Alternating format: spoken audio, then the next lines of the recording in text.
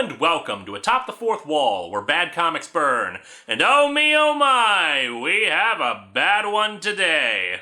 A few weeks ago, we looked at a biography comic about Vanilla Ice. I didn't really talk about the comic's publisher, Revolutionary Comics, because it's actually kind of difficult to find a lot of information about companies like this. The rise of the direct market of comic distribution, primarily comic book stores in the 80s and 90s, allowed a lot of independent comic companies to suddenly have a venue for their material. Most of these companies aren't around anymore, and finding details about them tends to be a waste of time, so I didn't bother. It turns out I gave up too quickly. J. Allen Sanford, the co-creator of Revolutionary Comics and the writer of the Vanilla Ice comic, actually commented on the video and provided a few historical details about how, yes, they did hate Vanilla Ice, and pointed out a few more biography comics they made that I should check out.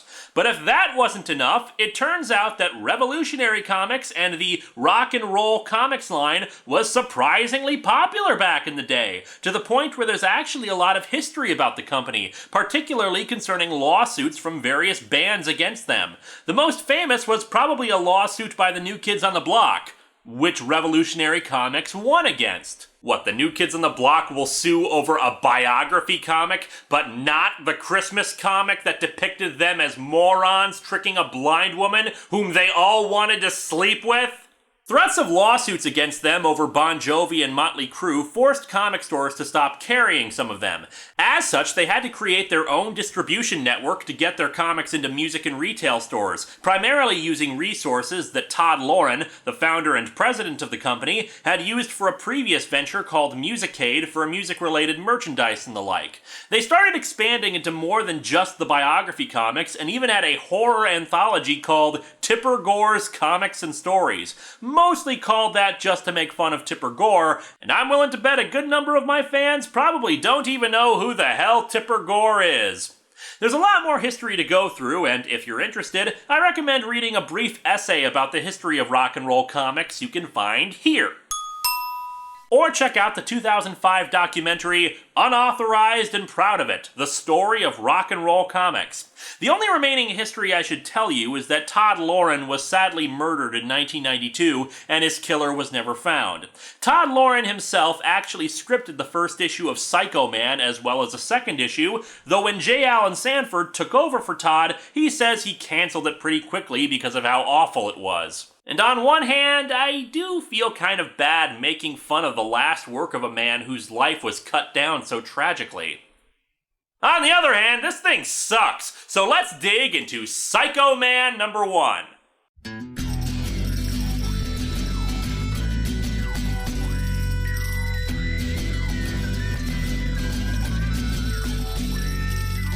Welcome to Atop the Fourth Wall, where bad comics burn.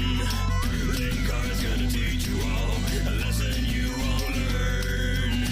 Brodsky, you're not the smartest. Life out, you're not an artist. Anyone who's had a bad comic published, it could be your turn. Linkara, he is a man, punch, wears a birdie hat. Linkara, he has a magic gun, where'd he purchase that? Linkara, coins, robots, Amazon and trucks. Linkara, this comic sucks. Linkara.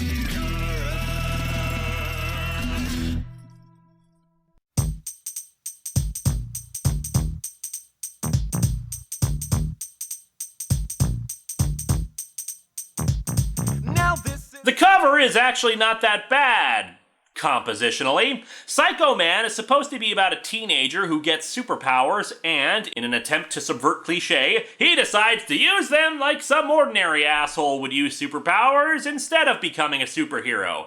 As such, the image of him sitting in a chair in his home, the room wrecked from his obviously flowing, superpowered hand, looks fine.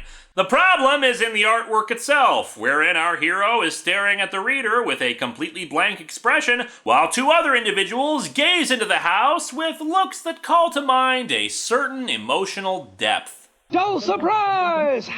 Oh, and he doesn't have energy beams from his hands in the comic, but whatever, semantics. Before we begin with the comic proper, Todd Lauren wrote an introduction explaining why he's writing the comic, basically outlining his problems with superhero stories. The costumes are silly. They all look basically the same. Damn right! Batman and Wonder Woman? Completely the same. Secret identities are stupid. Writers use them as a crutch. A real superhero wouldn't have one. Of course not. It's not like some criminal would try to take revenge on their family or anything. Origins generally have no basis in fact and make no sense. All I'm saying is that if Booster Gold is flying around with a force field and shooting energy beams, he should be from this time period and not be a time traveler from the 25th century. Supervillains, another crutch. Yeah, I mean, who would have a character act like an asshole with their powers? Anyone who writes something like that is just using a crutch. They don't act like real people. And damn it, if Cyborg is going to be possessed by an alien computer intelligence and try to pull the moon out of its orbit, then I expect him to act like a real person. They don't teach relevant lessons. Exactly! Teaching people about compassion or responsibility or aspiring to be better than they are is just completely irrelevant. They don't explore many of the very positive things a superhero could do. Stopping criminals, rescuing people in danger. What's so positive about that? The same gimmicks repeated over and over. Okay, you got me. We open above the Earth, where no doubt the TARDIS is crashing down for the 50th time. Let's see, who shall I choose? Ah yes, he'll do. I am the narrator, and I bestow upon you the power to narrate. This is God speaking. I want to tell you a story. Now, this is a story all about how my life got turned upside down. Kevin Hardin is a normal 17-year-old American boy, aside from his crippling fear of sock puppets. God, I guess, is narrating to us about how Kevin recently moved out of his parents' house and moved to California, where he lives a normal life.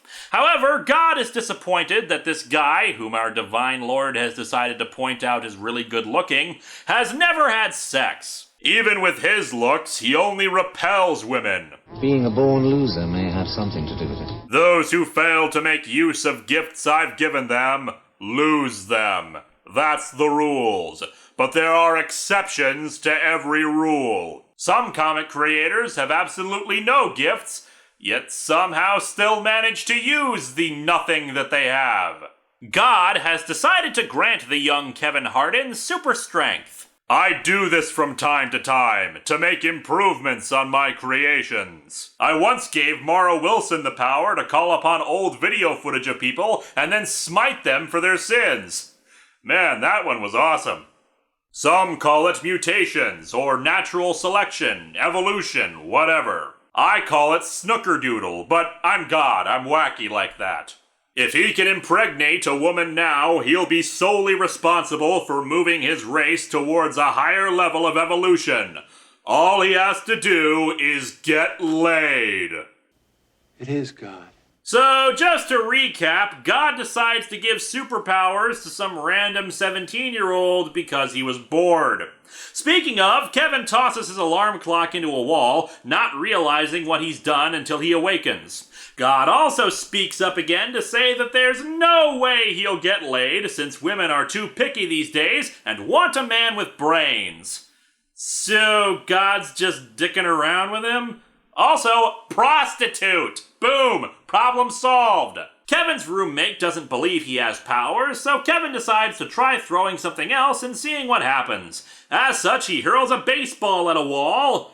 Well, more like the baseball just magically propels forth from his hand, if this image is to be believed, and it goes through the wall. Although I should note that if the walls are that thin, chances are good you could have thrown a pillow at the wall and had the same effect. He decides to leave and immediately realizes he has superpowers. Or maybe this is just one of those mysterious things that just happens, like the first time I came. Man, aren't you glad that this avoids all those needless cliches that other superhero comics possess? Whew. No. This is what the people want to know about. See what I mean? Dumb. What a senseless waste of human life. Then pardon me, Lord, but then why did you give him superpowers? Look, shut up! I work in mysterious ways! Kevin starts wondering if he dreamed it all, and, to test it out, he punches a waist-high wall and smashes it. Question? What was your plan if it had been a dream? Break all the bones in your hand? A random cop is nearby and is upset over this. You realize that's public property? What's the matter with you, boy? What's the matter with him? What's the matter with you? Kid just smashed up a concrete wall with his bare hands, and all you care about is the damage to public property? Kevin, wanting to flee the cop, leaps to a conclusion without anything to back it up. If I've got super strength, then maybe I can fly! There is logic in what he says. After crashing into the cop while getting used to flying, he finally flies off and heads to the San Diego boardwalk to figure out what to do with his newfound powers. First off, I ain't going to work today. Forget that shit.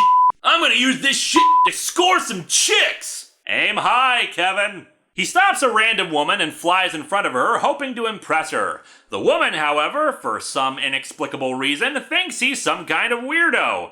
Lady, he's flying through the air! Be impressed, damn it! She runs off, but our protagonist decides to follow her. I hope she's not calling the cops. Great, I don't know her name, so I can't buzz her. Even if I bust the doors down, it'll take hours to find her. Our hero, everybody, wanted to bust down the doors of someone's apartment to keep them from calling the cops. He realizes that, nuts to everything else, he can friggin' fly. As such, he buzzes some out at a beach. Haha, you're all a bunch of geeks! You! Everyone! Fuck the world! I'm fed up with this world. In what is, admittedly, probably a realistic view of what one would do if they suddenly developed superpowers, Kevin flies over to the comic store where he worked and insults his boss and says, well, screw his job and his boss, 'cause he can fly! He goes back to the beach to try to pick up women, literally, as he tries to fly with a woman. However, he quickly deduces that he can only fly by himself, kind of a weird rule put in by God, but hey, I'm not the divine narrator. The other beachgoers are upset at him because he said F you to them, but then they realize he could be a superhero. And this makes them act like jackasses. Yeah, but this dude is totally psychotic. Maybe he's Psychoman. And such a witticism as Psychoman gains sunglasses dude uproarious laughter. Look, I can't get over this. I wouldn't care if the guy hurled insults at me. He can fly! Stop pretending this is not a big deal! Push that cart! We'll be right back. The cart's moving the wrong way, you bloody wankers! Ha! Not so smart with your brains outside your head! Oh, we're back now. I would also remind you that one of Todd Lauren's complaints was they don't act like real people. Well, that and their origins have no basis in fact and don't make any sense, but hey, I don't doubt the power of the Lord to grant people superpowers. What does God need with a starship? Kevin goes up to the guy and punches him so hard it does this to him. Naturally, the woman runs away after this, and all the people just stare in horror. Well, clearly, this is a turning point in this comic, where he must learn about the harsh reality of having such incredible power, and it'll get all dramatic and stuff. Or we can just have some random guy come up to him. Hey, what's the matter with you? Are you nuts? Don't you know that with great power comes great responsibility? Ooh, bad call. Don't remind people of other better comics they could be reading instead of this. I mean, instead of reading about some psychotic killer, they could read Amazing Spider-Man, which at the time was introducing Carnage, a psychotic killer. My point still stands. Man, you need help. Listen, I've been waiting my whole life for a real superhero to come along, and when he finally does, this happens. God, you just straight up murdered someone, dude. This is a complete bummer for me. A cop comes along and tries to arrest Kevin, but he flies off. And a question mark appears over the cop's head. Insert your own joke here. The Sims, Metal Gear Solid, they all work. The cop shoots at him as he flees, since he can't fly very fast. He's not bulletproof, so he does get hit and starts bleeding a little from it. Realizing that he needs to skip town, he plops onto a bus and decides to head back east to his parents. I'll show my new powers to my parents, and they'll fucking worship me! Man, I'm so glad Kevin's likable, otherwise this whole thing would fall apart. We learn at the emergency room that the guy Kevin punched will live, which is impressive considering it looks like the guy got his neck snapped from that. We then cut to New York City, where we see that this guy is watching about 9 different TV screens at once of horrible tragedies and the like. And then we learn that this guy is apparently James Lipton. Or rather, he's a skeptic who debunks people's claims of otherworldly powers. We get an entire page where we see him get interviewed about assholes who make money off of conning people into New Age spiritualism, psychic powers, and all that stuff. I admit I like seeing those things get debunked, but if I wanted to see this, I'd just watch Penn and Teller's show well, you know, and I do. Unfortunately, this entire sequence is pointless since this comic never went past the first issue. Really, I'm just more mystified that this guy took the time to blow up a newspaper article so it was the size of his frickin' wall and then put it up against it. Anyway, let's catch up with Kevin, who's arriving back at his old home in Michigan. His parents greet him at the door and are immediately assholes to him because he moved out to California when they wanted him to go to college. The two yell at him some more, and his dad, charming fellow that he is, even tosses some insults in his direction. He doesn't hate us. He's too stupid to hate us. He's too stupid to go to college. The Future Five would be ashamed of you, young man. You might as well just be a pawn of Dr. No. He's just one big nothing. A great big zero. Drop that zero and get with the hero.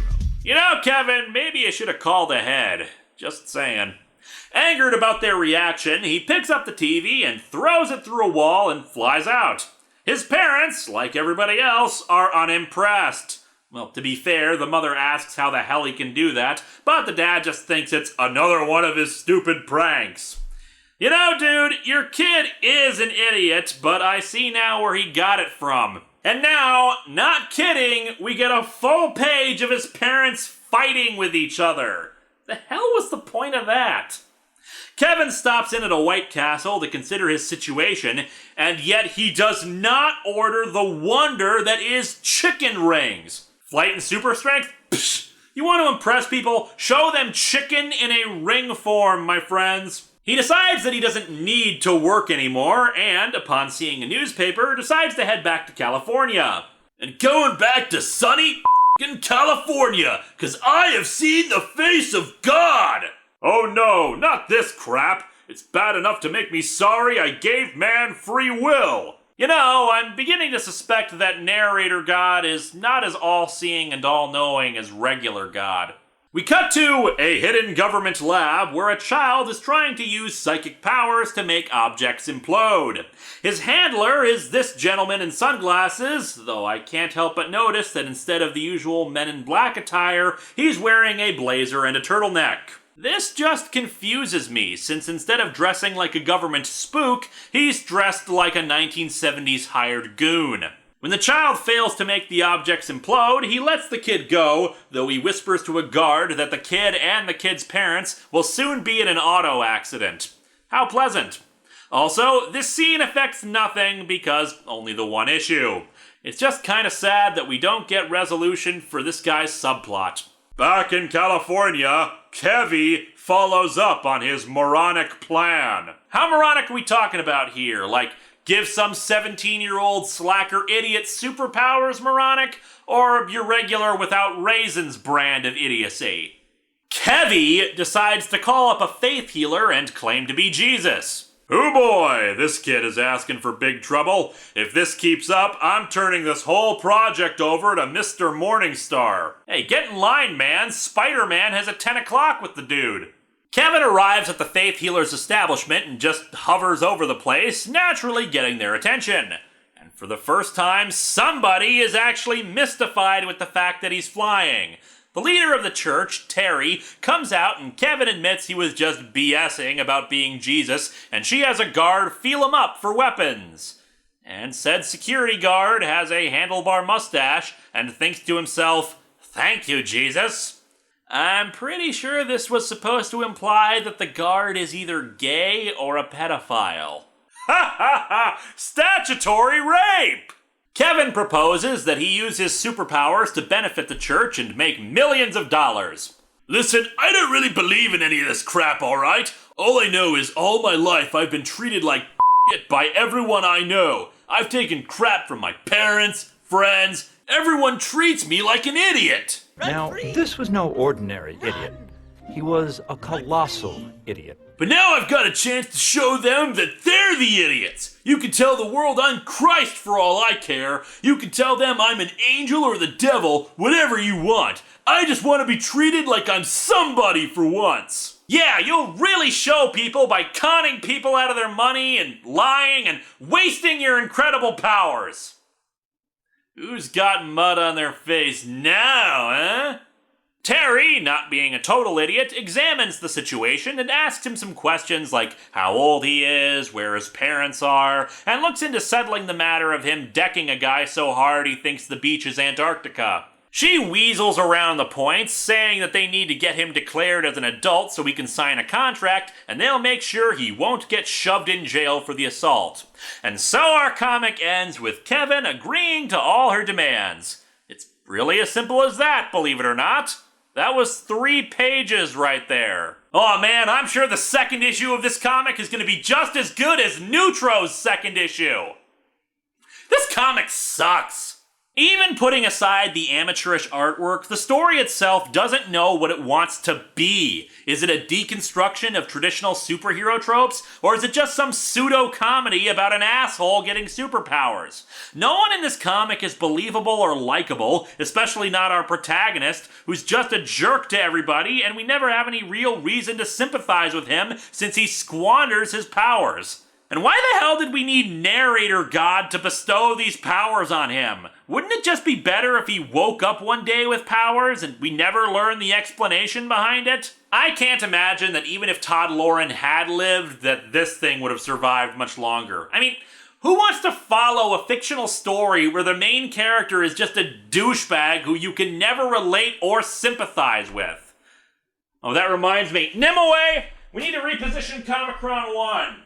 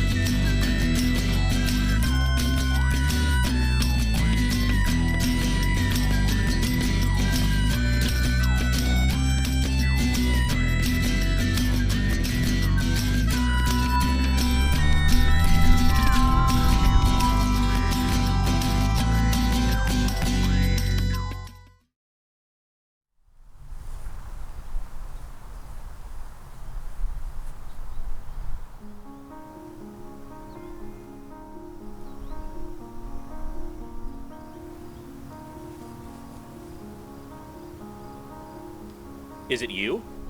Yep. How are you? Does it matter? Well, I'd love to talk to you more often like this if it's possible. Don't worry about that right now. It's not important. Okay.